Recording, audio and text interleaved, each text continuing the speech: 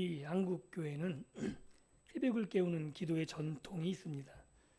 그런데 이 전통이 가장 깊이 뿌리 내린 때는 형편이 넉넉하고 평온하던 시절이 아니죠. 나라를 잃고 마음 놓고 예배할 자유마저 위협받던 가장 어두운 시기에 선교사님들에 의해서 복음이 들어왔고, 그들이 밭을 일구기 전 새벽에 일어나 먼저 하나님 앞에 엎드린 전통이 우리나라의 새벽기도 전통입니다. 입을 막으려는 압제가 거세어질수록 우리 믿음의 선조들은 도망치거나 주저앉는 대신 동이 트기 전 어둑한 예배당에 모여 무릎을 꿇었습니다. 세상이 잠잠하라 윽박지를 때 그들은 오히려 더 깊이 기도했습니다. 그리고 그 무릎 위에서 세상이 끝내 막지 못한 부흥의 불길, 1907년에 평양 대부흥이 일어났다라고 말할 수 있는 거죠. 위협 앞에서 교회가 보이는 가장 위대한 반응은 영리한 대책회의 같은 게 아닙니다. 더 빨리 도망가는 것이 아니라 기도하는 것, 이것이 교회가 해야 될 가장 위대하고 영적인 반응이다 라고 말할 수 있습니다. 오늘 우리가 함께 살펴볼 사도행전 4장 후반부가 바로 그러한 장면입니다. 앞본문에서 베드로와 요한은 사내들은 공회에 끌려가 도무지 예수 이름으로 말하지도 가르치지도 말라는 아주 서슬시 풀은 위협을 받고 풀려났죠. 로마의 칼과 종교의 권력 압박이 목을 조여오는 상황입니다. 그런데 상식대로라면 이들은 숨어 살거나 아니면 멀리 도망쳐서 권력이 미치지 않는 곳에서 예수를 증거하는 것이 합리적이었을 겁니다. 그러나 초대교회는 세상의 계산적인 방법들, 이것을 완전히 뒤집죠.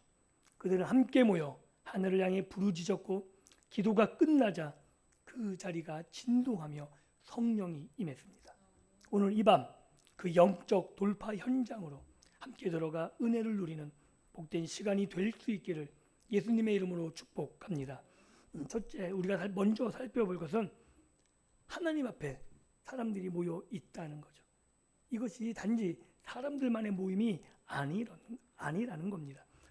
위협 앞에서 교회는 흩어지지 않고 만물의 주제이신, 만물의 대주제이신 하나님 앞에 모입니다. 그래서 23절 이렇게 기록합니다. 사도들이 노임에 풀려났다는 거죠. 그 동료에게 가서 제사장들과 장로들의 말을 다 알리니 풀려난 두 사람은 두려움에 지쳐 각자의 집으로 숨어들지 않았습니다. 곧장 그 동료, 즉 자기 사람들, 이런 사람들에게 갔다는 거죠.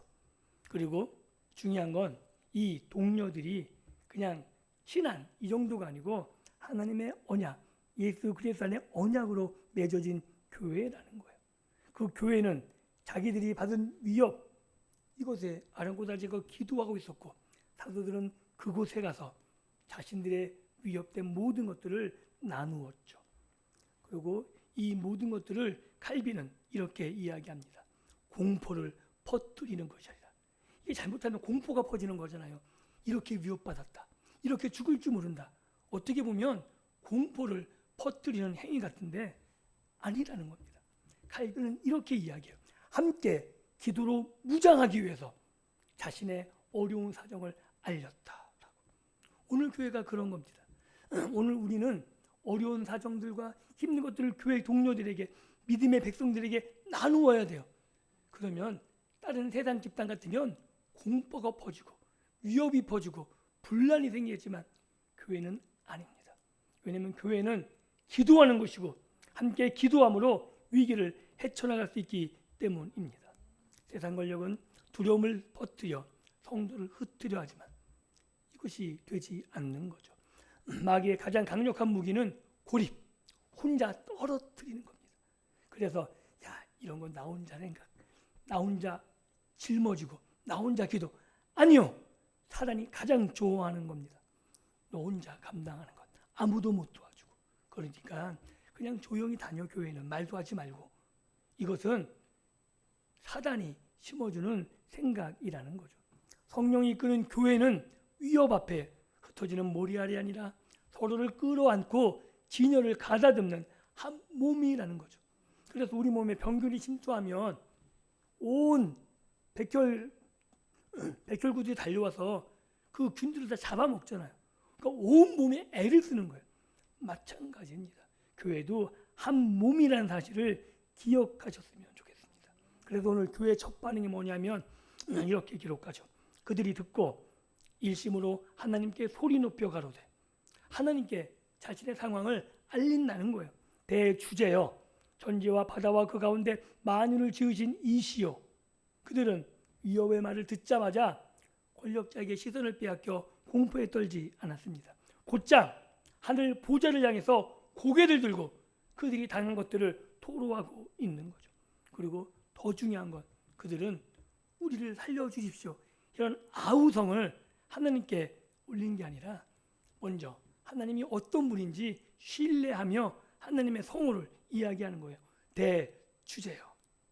이 본래 뜻은 뭐냐면 모든 것을 손에 쥐고 다스리시는 절대 주권자라는 의미죠.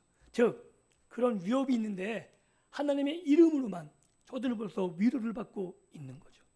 우리를 위협하는 대제사장도 로마 총독 이런 사람도 역사의 주인이 아니고 천지를 지으신 하나님만이 온 우주의 참 주인이심을 선포하는 겁니다. 그리고 이 선포 가운데 위로가 되는 거예요. 자, 저들은 다 지나가는, 그러나 참 주인, 역사의 참 주인은 하나님이심을 알기 때문에 그들의 위협이 두렵지 않은 거죠. 실제로 초대교회 성도들은 현실을 부정하지 않습니다. 위협은 칼날처럼 실제적이었죠. 그러나 그들은 지금 당면한 위협, 공포, 그런 문제의 크기보다 하나님이 더 크심을 바라보았고 그 크심을 선포했다라고 오늘 성경은 말하고 있는 겁니다. 우리도 너무 자주 문제의 크기에 짓눌린 채 기도를 시작합니다. 하나님, 오늘은 이랬고요. 하나님, 내 삶이 이랬고요. 하나님, 우리 가정은 어떻고요. 맞아요, 필요합니다. 그런데 정작 그 문제 때문에 하나님이 보이지 않는다는 거죠. 그러면 해결책이 없는 겁니다. 그때 그 모든 문제보다 하나님이 얼마나 크신지 신뢰하고 하나님의 성호를 외치십시오. 우리의 기도가 이렇게 바뀌어야 되는 거죠. 위협 앞에 웅크리는 대신 그 문제의 한복판에서 대주제신 하나님, 온 땅의 주인 되신 하나님, 그 하나님이 나와 함께 하시고 그 하나님이 지금도 나를 도우심을 보셔야 되는 겁니다. 천지와 바다와 내 살림과 내 직장, 내 자녀를 지으시고 다스리시는 대주제 하나님, 그 주권 위에 내 삶의 닻을 내릴 때 세상이 줄 수 없는 평안이 임하는 겁니다. 두 번째로 살펴볼 것은 이 모든 것들이 그들이 그렇게 담대할 수 있었던 이유가 무엇이냐. 그들은 세상의 관점, 세상의 가치로 그 현상을 읽지 않았다는 거예요. 오히려 십자가로 재해석한 사람들이라고 말할 수 있는 겁니다. 성령 충만한 교회는 자기가 당하는 고난을 세상의 논리가 아니라 십자가의 렌즈로 다시 해석합니다. 그들은 대주제를 부른 직후 곧바로 시편 2편을 인용하죠. 다윗의 시편입니다. 어찌하여 열방이 분노하며 족속들이 허사를 경영하였는고, 세상의 군왕들이 나서며 관리들이 함께 모여 주와 그리스도를 대적하는도다. 이 시편 2편은 하나님이 세우신 기름 부음 받은 왕을 대적하려고 세상 권력의 헛된 반역을 드러내는 본문입니다. 초대교회는 자기가 당하는 핍박을 우연이나 불운으로 본 것이 아니라 이 말씀이 이루어지는 것. 세상 군왕들이 모여서 그리스도, 우리들을 핍박하는 것으로 바라봤죠. 그런데 중요한 건 그들의 핍박이 의미가 없다는 거예요. 왜? 허사를 경영하는 것.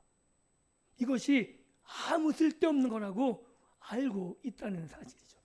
그래서 27절과 28절에 복음의 가장 역설적인 절정의 말이 나옵니다. 헤롯과 빌라도, 이방인과 이스라엘이 한때 뭉쳐 하나님의 거룩한 종 예수를 거슬렀는데, 이게 십자가의 역사적 사실이잖아요. 그것은 사실 하나님의 권능과 뜻대로 미리 정하신 그것을 행한 것, 즉 이게 돌발적인 사건이 아니라는 거죠. 돌발적인 사건은 하나님이 감당하지 못하는 것이 아니라 이건 우리가 알고 보니까 우리를 위해서, 우리 죄를 위해서 하나님이 그것을 이미 허락하신 것, 하나님이 예비하셨던 것, 이것을 그들이 확인하는 사건에 불과하다는 겁니다. 불과 2달 전 세상 권력이 힘을 합쳐 예수를 십자가에 못 박았죠. 세상 눈엔 그것은 권력자의 승리, 예수의 완전한 실패로 보였습니다. 그러나 이 교회, 지금 베드로와 요한이 풀려나와서 교회 앞에서 이야기하고 지금 그들이 기도하는 이 기도의 사건을 통해 뒤집어져 버리는 그런 놀라운 해석의 사건이 여기 펼쳐지는 겁니다. 그들이 가장 악한 의도로 저지른 살인마저도 창세전부터 인류를 구원하시려고 작정하신 하나님의 계획을 이루는 도구였다. 이것이 하나님의 지혜고 하나님의 능력이라고 말하고 있는 겁니다. 십자가는 그래서 권력의 승리가 아니라 죄와 사망을 깨뜨리신 하나님의 가장 찬란한 역사적인 승리다라고 사도행전 기자는 말하고 있는 겁니다. 그리고 이런 십자가의 해석을 통해 지금 사도들이 당하는 핍박은 어떻게 보여지냐면 이런 거죠. 과거에 세상의 악이 도리어 구원을 이루었듯 지금 이 위험 역시 교회를 무너뜨리기는커녕 복음이 땅끝까지 퍼지는 통로가 되려는 확신으로 바뀌는 거예요. 실제로 그들의 핍박이 복음의 확산으로 펼쳐지는, 그리고 팍스 로마로 통하는 평안을 만드는 길이 복음의 전파로가 되어버립니다. 이 놀라운 역설이 하나님의 미리 준비하신 가운데 되어졌다고 성경이 말하는 것이고, 이것을 초대교회 성도들은 믿고 있었다는 거죠.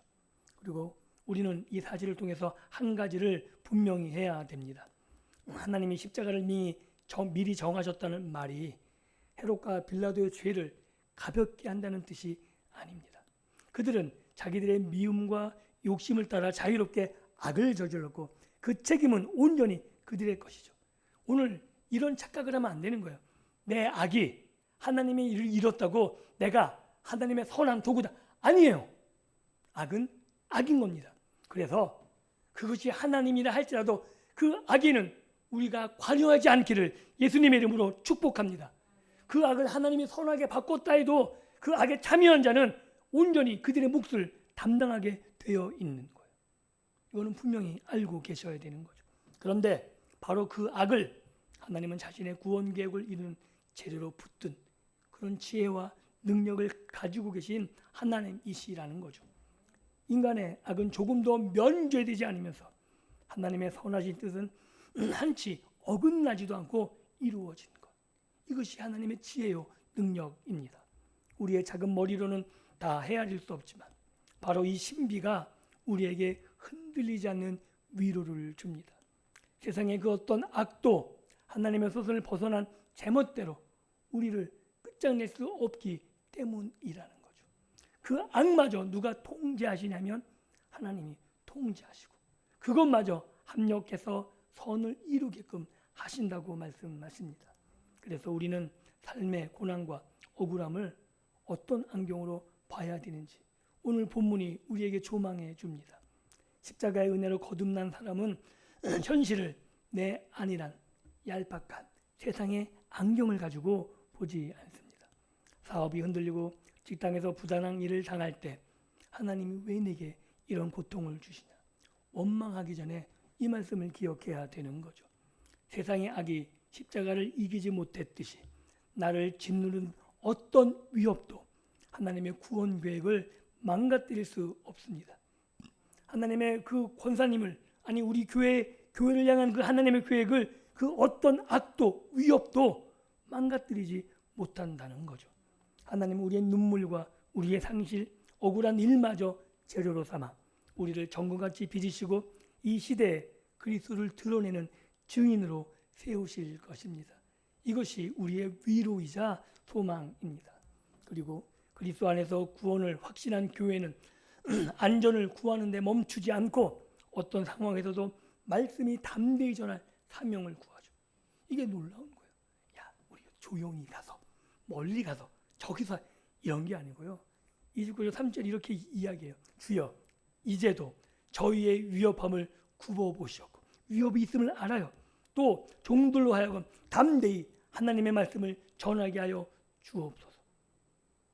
우리의 전할 사명, 이것은 우리가 굽힐 수 없다는 거죠. 그리고 우리가 전할 이 복음의 능력을 더하여 달라는 거죠. 손을 내밀어 병을 낫게 하옵시고 표적과 기사가 거룩한 종 예수의 이름으로 이루어지게 하옵소서. 이 기적과 이사가 왜 필요하냐면 복음의 전파 때문에. 내 이름의 영광과 사람들이 몰려오는 게 목적이 아닙니다. 내가 전한 복음이 진리임을, 내가 전한 복음이 가짜가 아님을 확신할 수 있도록 세상이 보여 알게 해달라고 기도하고 있는 겁니다. 그래서 우리는 이들의 기도 제목 앞에서 우리의 부끄러움을 또한 보게 되는 겁니다. 생명이 경각에 달린 상황이었죠. 그죠? 왜냐하면 전하면 죽어요. 그랬잖아요. 전하지 말라고, 가르치지 말라고.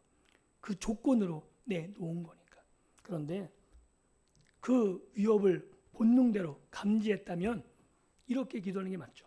저 공회원들의 입을 막아주시고, 그렇죠? 이렇게 우리가 많이 기도하잖아요. 우리를 잡아가지 못하게 지켜주시고 평안히 신앙생활 하게 해달라고. 이게 합리적이고 이성적 틀리지 않은 기도예요. 이것이 저는 틀리다고 말하지 않습니다. 그런데 위협을 없애달라는 자기 보전의 기도를 넘어 그들은 위협을 없애달라고 하지 않고 오히려 상황의 처리는 주님의 주권에 온전히 맡기고 목숨을 걸고 구하는 것이 딱 한 개입니다. 종들로 하여금 담대히 말씀을 전하게 하옵소서. 이 믿음을 우리가 가질 수 있기를 예수님의 이름으로 축복합니다. 초대교회 성도들은 자기 생존보다 복음이 선포되는 하나님 나라의 사명을 더 귀하게 여겼다는 겁니다. 예수의 이름으로 하지 말라던 바로 그 금지 명령을 정면으로 뚫고 그 이름을 더 담대히 전할 용기를 구하고 있습니다. 우리도 이런 기도를 통해서 더 예수가 내 삶에서 나를 구원하신 그 이름을 증거하기에 부족함이 없는, 그리고 그것을 기쁨으로 여기는 믿음의 삶을 살아갔으면 좋겠습니다. 그리고 그들은 이어 이렇게 기도하죠. 손을 내밀어 병을 낫게 하시고 표적과 기사가 거룩한 종 예수의 이름으로 이루어지게 하옵소서. 우리는 분명히 알고 있습니다. 자기 능력을 과시하려는 것이 아닌 거죠. 자기들이 전한 말이 참임을, 진리임을 그런 기적을 통해서 입증해 달라는 거죠. 그를 통해서 우리가 회복의 메시지를 전하고 있음을, 우리가 전하는 것이 생명을 살리는 것임을 구하고 있는 겁니다. 처음부터 끝까지 그들의 시선은 자기들의 안전이 아니라 예수 그리스도의 이름의 영광에 있었다는 겁니다. 그래서 오늘 우리들의 기도를 살펴봐야 되는 겁니다. 우리의 기도의 자리에 우리가 간절히 구하는 것, 우리의 삶을 위해 구하는 것 나쁘지 않습니다. 그렇게 시작해도 좋습니다. 그런데 거기에서만 머무는 것이 아니라 이제는 담대히 예수의 증인으로 사는 그런 이 성경적인 기도가 우리의 기도로 바꾸어져 갈 수 있기를 예수님의 이름으로 축복합니다. 그리고 이런 기도를 못했다고 죄책감을 가지진 마세요. 제가 여러분들에게 죄책감을 심어주기 위해서 이렇게 기도해야 됩니다. 이건 잘못했... 아닙니다. 아니에요. 이들은 성령이 충만한 사람들이에요. 성령님이 우리를 주장하시면 담대한, 그리고 세상에 얽매이는 그 모든 것이 아니라 하나님이 기뻐하시는 것을 위해서 나아가게 되어 있는 거죠. 그래서 우리의 삶을 돌아볼 때 야, 나는 왜 이렇게 기도하지 못할까? 이런 것이 아니라 내가 살아가면서 성령에 충만할 수 있기를, 내가 성령에 사로잡힌 사람이 될 수 있기를 끊임없이 간구해 나가셔야 돼요. 그러면 우리의 기도가 조금씩 바뀌어져 나가게 될 겁니다. 그리고 보여질 거예요. 내가 무엇을 기도해야 되는지, 우리 가정의 기도의 제목이 무엇인지 말씀을 통해 분별하게 될 것입니다. 그때 우리는 이 성도들과 같이 기도할 수 있는 거죠. 담대히 입을 열어 전할 수 있도록 내게 은혜를 베풀어 달라고. 이것이 우리의 기도의 자리가 되어야 될 줄 믿습니다. 그래서 안전을 구하는 기도에서 사명을 구하는 기도로 우리의 기도가 한 걸음 옮겨지기를 예수님의 이름으로 축복합니다. 그리고 하나님이 이렇게 응답하시죠. 31절에 빌기를 다음에 모인 곳이 진동하더니 무리가 다 성령에 충만하여 담대히 하나님의 말씀을 전하니라. 좁은 방에서 시작된 연약한 자들의 기도가 하늘의 보좌를 움직였고 마침내 그 자리가 흔들렸습니다. 이런 의미예요. 내가 너희의 기도를 들었다. 내가 너희와 함께 있다는 하나님의 응답이 그 모인 곳이 진동함으로 나타났다는 거죠. 그리고 사도뿐 아니라 그 자리에 모든 사람이 성령으로 충만해졌습니다. 공회의 위협을 휴지 조각처럼 여기고 다시 그 위협의 한복판으로 나가 담대히 복음을 전하기 시작합니다. 그들이 구한 대로 안전을 얻은 것이 아니라 담대함을 받은 겁니다. 안전은 내가 확보하는 것이 아니라 하나님이 지켜주십니다. 그 하나님을 신뢰하시고 담대함을 구하시고 담대함을 받아 우리의 가정에서 우리의 일터에서 예수의 증인으로 살아가시기를 축복합니다. 말씀을 맺습니다. 세상은 오늘도 교회를 향해 말하지 말라, 잠잠하라, 너희끼리만 조용히 믿어라 윽박지릅니다. 그리고 교회가 잘못한 것이 많다고 손가락질합니다. 그런데 경제적인 위기로 사람들의 시선으로 마음속 두려움이라는 올무로 우리의 입을 막으려 할 때 우리는 기억해야 되는 사도행전 4장의 본문이 있습니다. 세상이 말하지 말라 위협할 때 참된 교회는 움츠린 대신 기도의 자리로 나아갑니다.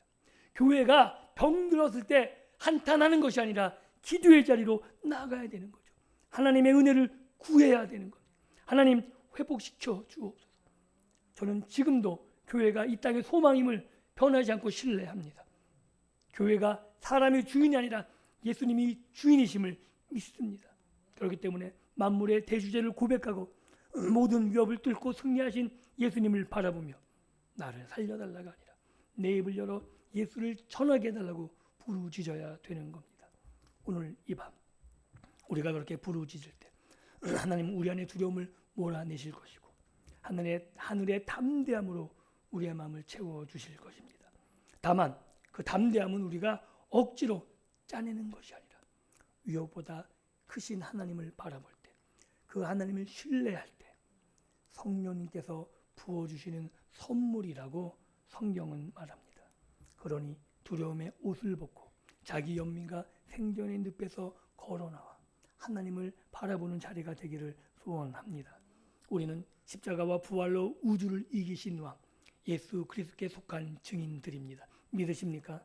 성령의 권능을 덧입고 내일 아침 우리의 문을 여는 그 모든 삶의 환경, 우리를 만나는 사람들에게 십자가의 사랑과 부활의 생명을 담대히 살아내는 언약의 증인으로 설 수 있기를 예수님의 이름으로 축복합니다. 그리고 그런 삶을 통해서 온전히 하나님이 영광 받으시는 복된 삶이 되기를 오늘 이 시간 기도하시고 기도를 통해서 하나님이 일하심을 경험하시는 복된 삶이 되기를 다시 한번 예수 그리스도 이름으로 간절히 축원합니다. 기도합니다.